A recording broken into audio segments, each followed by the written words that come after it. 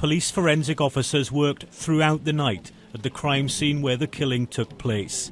Much of this area is still sealed off, and may be for some time yet.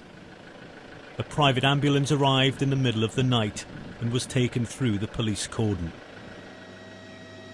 It all started on this street in Woolwich in the middle of the afternoon. This car was driven onto the pavement and into the path of a man believed to be a serving soldier. Two men got out of the car and carried out a savage attack. New images of the moments after this incident are emerging all the time. This was Scout leader Ingrid Luwayo-Kennett confronting one of the alleged attackers. The mother of two stood just a few feet away. He had what appeared to be a knife in his left hand. Speaking to the Daily Telegraph, she said the man told her, "We want to start a war in London." And this haunting still image, taken from a video shot by an eyewitness on a camera phone, shows the other suspect brandishing what looks like a meat cleaver. He spoke at length to the camera before walking off. Eyewitnesses recalled what they saw in horrific detail. These two guys are chopping this guy to pieces, literally hacking at something, like it was a piece of meat. These two guys were crazed. They just were not there, they were just animals.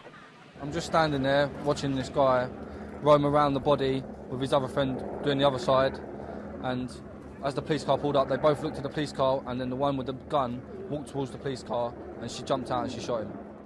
London's most senior police officer said the investigation was now being led by the Counter-Terrorism Command. We've seen a horrific attack on the streets of London.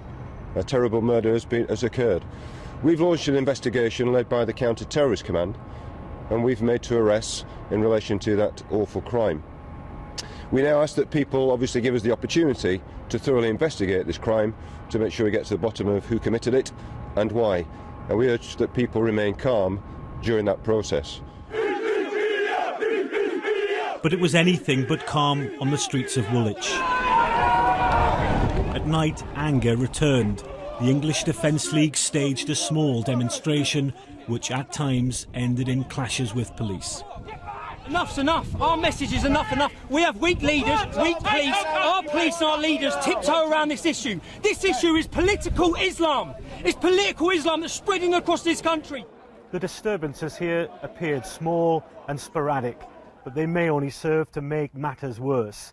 The Muslim Council of Britain has condemned the attack and called on the police here to calm tensions. But as many in this neighbourhood come to terms with the shock of what happened here, many more will be worried about what may happen next. Flowers in tribute to the dead soldier were laid at the entrance to Woolwich Barracks. One note simply read, "To the poor young man who lost his life on this very sad day." Nick Martin, Sky News, Woolwich.